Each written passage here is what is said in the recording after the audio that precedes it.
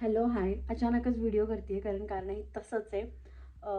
मला हे कमेंटवर बोलायला खूप जास्त आवडत नाही, बट काही काही अशा असतात की बोलावं लागतं. त्यात आजची कमेंट अशी ना, ती मला नाही, ती ऑलमोस्ट सगळ्याच मुलींना आहे, ज्या माहेरी जातात किंवा ज्या माहेरी राहतात. तर यावर तुमचं जे काही मत आहे, मी आज मॉनिटायझेशन ऑफ ठेवते. हा पैसे कमवायचा व्हिडिओ अजिबात नाही आहे, बट हे खूप स्पष्ट मत आहे. एका ताईंचं म्हणणं असं होतं की तुझं लग्न झालं आहे, तुला आता बाळ झालं आहे, तर सारखी सारखी माहेरी का जातेस? सासरी राहा, तू सारखी पडीक का असते माहेरी? दिस इज द वर्ड. अँड नवऱ्याला काय घर जावई करून ठेवलंय? घर जावई पप्पा नाही ना. आणि आहेच. परत त्याच्यावर मी त्यांना उत्तरं दिली आणि चांगल्या भाषेत दिली, खूप चांगल्या भाषेत दिली. तर त्यावेळी त्यांचं असं म्हणणं आहे की तुला तुला खूप लाडात वाढली, तुला मापात ठेवायला हवं होतं, वगैरे वगैरे वगैरे. तर मला तुम्हाला खूप जास्त कमेंटमध्ये उत्तर देता येत नाही, म्हणून जे आहे ते इथे सांगते आणि बाकीच्यांनी पण सांगावं असं माझं मत आहे. तर मुलीचं माहेरचं घर हे तिच्या हक्काचं असतं. सो तुमच्या आसपास जर अशी एखादी मुलगी असेल की तिचा डिवोर्स झालेला आहे किंवा जी काही कारणांमुळे माहेरी राहत असेल, तर तिच्या पॅरेंट्सला अप्रिशिएट करा की ते तिला माहेरी ठेवतायत, हक्काने ठेवतायत तिच्या घरी. त्यांचं असं म्हणणं आहे की सारखी तू माहेरी येते, मग आजूबाजूचे लोक काय बोलत असतील? सिरियसली, म्हणजे माझ्या आजूबाजूला राहणारे लोक इतकी अक्कलशून्य नाही आहेत की त्यांना कळत नाही की का माहेरी येते. आणि जर अशी लोक असतील तर त्यांनी स्वतःच्याच बुद्धीची कीव करावी. माहेर हे मुलीचं खूप हक्काचं घर असतं. आणि मी आय थिंक माझ्या लग्नाला 5.5 वर्ष होतील आधी. मी मागच्या डिलिव्हरीच्या वेळेस मी इकडे आलेली आहे, नाशिक सिन्नर साईडला. त्याच्या आधी आम्ही तिकडे राहायचो. 6 महिन्यातनं एकदा यायचो, तेव्हा मी जायची माहेरी. त्यानंतर डिलिव्हरीला पण मी 9व्या महिन्यात जाणार होती, बट माझे थोडे कॉम्प्लिकेशन्स होते आणि निखिलचं ऑफिस इतकं होतं की त्याला रात्रभर कॉल असायचे की त्याला माझ्याकडे लक्ष देता येत नव्हतं, म्हणून मी लवकर माहेरी गेली. आणि माझ्या डिलिव्हरीनंतर मी 6व्या महिन्यात आले होते. आणि त्याच्यानंतर जेव्हा मी मिनी ब्लॉग सुरू केले ना, तेव्हा मी आमच्याकडे म्हणतात की पाणी पलटायला किंवा दूध पलटायला जातात. डिलिव्हरीनंतर सासरी आल्यानंतर परत जागा पलटायला. मी जेव्हा मिनी ब्लॉग सुरू केलं ना, तेव्हा मी 15 दिवसासाठी तेव्हा गेली होती. त्याच्यानंतर कोणत्या ना कोणत्या कारणामुळे जाणं येणं होतं आणि नथिंग रॉंग इन इट. मी जेव्हा जात नव्हती तेव्हा कोणीच म्हणत नव्हतं की तू का नाही जाते. आणि मी जाते तर त्याच्यावर एवढ्या भुवया उंचावल्या जातात. I still love my parents more than my husband and my kid. आणि त्यात काहीच चूक नाही. ज्या घरात मी 25-30 वर्ष राहिलेली आहे, जी माणसं माझ्यासाठी जगली आहेत, त्यांना प्रायोरिटी देणं काहीच चुकीचं नाही आहे. आणि कोणत्याच मुलींनी माहेरी जाताना असं मनात काहीच आणू नये. मी बघितलंय की ज्यांना माहेरची साथ नसते त्यांचं काय होतं. खूप उदाहरणं डोळ्यासमोर आहेत माझ्या. आणि हे पण आहेत की ज्यांनी माहेरच्यांनी साथ दिली, त्या मुली किती वाईट परिस्थितीतून बाहेर आल्या आहेत. आणि माझं तर तसं काहीच नाही आहे. मी माहेरी जशी राणी तसं त्याच्या दुप्पट मी सासरी राणी आहे.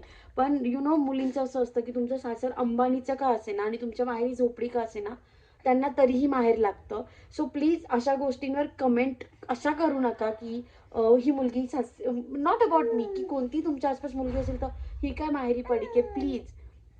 ते तिच्या बापाचं घर आहे, ते तिच्या हक्काचं घर आहे, हे तुम्हाला मी त्या भाषेत सांगते. तर त्यावर अशी टिप्पणी करू नका. आणि ह्या ज्या ताई आहे, ह्या मला ताई दादा जे असेल त्या खूप बोलतायत आणि मी त्यांना काही उद्धट भाषेत बोललेली नाहीये.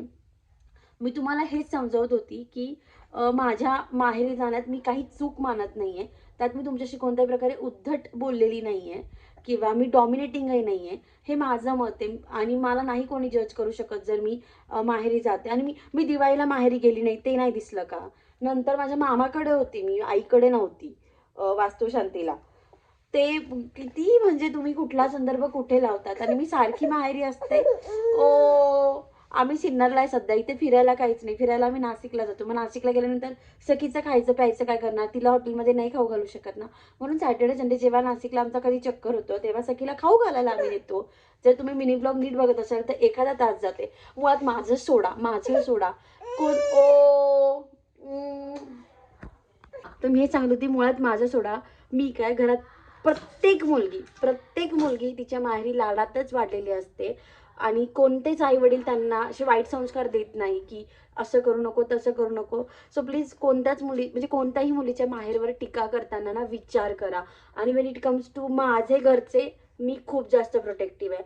मला माझ्या आईबापाने कोणत्या लाडात वाढवलंय, किती त्यांनी मापात ठेवायला होतं, हे कोणीच नाही ठरवू शकत, कोणीच नाही ठरवू शकत.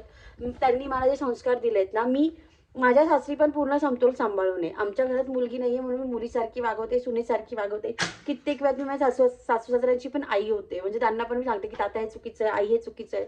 सो प्लीज मी माझे दोघं घरं सांभाळून आहे. इकडचे जास्त मला शूट करता येत नाही, कारण माझे सासू-सासरे एवढे कम्फर्टेबल नाही. मी का फंबल करते, कम्फर्टेबल नाही आहे शूट करायला. त्याच्यामुळे मी खूप कमी शूट करते. इव्हन तुम्ही माझ्या माहेरी बघितलं असेल तर माझ्या पप्पांचे पण खूप कमी शूट असतात, कारण शॉर्ट असतात, कारण ते पण कम्फर्टेबल नाही आहेत. सो प्लीज जज करू नका कोणत्याच मुलीला माहेरी जाण्या येण्यावरनं. कारण कधी कधी नाही, लोकांना घाबरून मुली जे प्रॉब्लेम असतात ना ते सांगत सुद्धा नाही माहेरी, आताच ठेवतात आणि त्यांनी त्यांचं लाईफ खराब करता. आय एम सो लकी की माझे माहेरचे खूप सपोर्टिव्ह आहेत. कित्येक वेळेस माझे पप्पा मला म्हणतात की जेव्हा मी इव्हन माझ्या डिलिव्हरी नंतर पण मला 6 महिन्यात यायचं नव्हतं. माझे 9 टाके होते, सीझर होतं. बट आईन त्यांचं म्हणणं होतं की ये घरातलं पहिलं बाळ, सगळ्यांना अपेक्षा होता. मला 3 महिने थांबायचं होतं. बट दॅट टाईम माझे पप्पा बोलले की नाही, तुला त्यांनी बोलवलंय, तुला जावं लागेल. तर प्रत्येक पॅरेंट्सला मुलीचं सासरही कळतं, मुलगीही कळते. सो प्लीज इतक्या अशा छोट्या छोट्या, आणि मुळात मला हे जे 4 लोक बोलतात ना, हे असं तसं माझ्या आयुष्यात हे 4-5 लोकांनी, आणि असतील ते काय बोलतील तर मला घंटा फरक पडत नाही, ह्या भाषेत सांगते मी. बट प्लीज कोणत्याच मुलीला माहेरावरनं बोलू नका. प्रत्येक मुलीला इव्हन तुम्ही अप्रिशिएट करा जर तिची प्रायोरिटी तिचे आई वडील असतील, की तिचं तिच्यावर जीव आहे. दॅट्स नॉट मीन की तिच्या सासू सासऱ्यांचं ती करत नाही. बट आई वडिलांवर +1 जीव असणं काहीच चुकीचं नाहीये. कोणत्याच मुलीसाठी नाही. माफ करा जर मी काही कमी जास्त बोलली असेल, बट हे माझं पर्सनल मत आहे. म्हणजे हे माझं पर्सनल मत आहे की माहेरी जाणं किंवा माहेरी येत जात राहणं हे चुकीचं नाहीये. आणि हा जे घर जावईबद्दल बोलला, तर तुम्हाला आय डोंट नो कधी माझा नवरा मुक्कामी दिसलाय. माझा नवरा 1 तासाच्या वर माझ्या माहेरी कधीही थांबत नाही. तुम्ही कुठेही बघा, 1 तासाच्या वर जर कधी थांबला असेल तर लिहून दाखवा. तो माझ्या माझ्या 5.5 वर्षाच्या एवढ्या ह्याच्यात तो फक्त 2दा मुक्कामी राहिलाय माझ्या माहेरी. ते पण डिलिव्हरी नंतर. जेव्हा सखी 1-2दा आजारी होती तेव्हा सखीसाठी आला होता, किंवा त्याला त्याच्या बाळाची होती म्हणून तेव्हा आला होता. तो कधीच घर जावई बाबा. आणि जे लोक घर जावई असतील काही कारणामुळे, तर त्यांना पण जज करू नका. वी डोंट नो कोणाचे रिझन काय असतं. कधी कधी ती मुलगी एकुलती एक असते, तिची आईच असते किंवा वडीलच असतात. मी बघितलं एक एक्झाम्पल की त्या मुलीला वडील नाहीये, ती एकुलती एक आहे, तिची आई आहे. तिने स्टँड घेतलं होतं की मी अशाच मुलाशी लग्न करेल जो घरी राहील. ठीक आहे, त्या तिकडे 2 मुलं होते, त्याच्या आईवडिलांनी पण परमिशन दिली. प्रत्येकाचं असतं, जुळलेलं असतं, बोललेलं असतं. तर तुम्ही कोणीच नाहीये कोणाच्या घरात जाऊन जज करायला. आपल्याला नसतं माहिती की कोणाच्या घरात काय चालू आहे. तर घर जावई, पडीक हे शब्द वापरताना विचार करा. मुळात कोणतीच मुलगी तिच्या माहेरी पडीक नसते. तिचा डिव्होर्स असो, ती बिना लग्नाची असो, ती सासरच्यांच्या त्रासांमुळे कंटाळून आलेली असो, ती देव ना करो, ती तिच्या हसबंडचं काय झालं म्हणून ती माहेरी आलेली असो. कोणतीही मुलगी असो, ती तिच्या माहेरी पडीक नसते. ते तिच्या हक्काचं घर असतं. आणि आता तरी हे विचार बदलात. मुलींच्या बाबतीत प्लीज हे विचार बदला. हा अजिबात व्ह्यूजसाठीचा व्हिडिओ नाही आहे. बट त्याच्या कमेंट्स आहे ना, मी त्याचे स्क्रीनशॉट हवं तर पिन करेल, जर करता आले तर डिस्क्रिप्शनमध्ये जे असेल ते. और मी व्हिडिओमध्ये टाकते की माझा संताप का झाला आणि मी का अचानक ह्या अवतारात इस्त्री करत होते. मी व्हिडिओ बनवायला आले because this is so horrible sometimes. Please या सगळ्या कमेंट नीट वाचा आणि मला सांगा यात माझं काही चुकलं आहे का, मी उद्धट आहे का, मी रूढ आहे, की समोरच्या ज्या ताई आहेत त्यांचे विचार चुकीचे आहेत. प्लीज मला कमेंटमध्ये काय खरं आहे काय खोटं आहे ते प्लीज प्लीज प्लीज सांगा.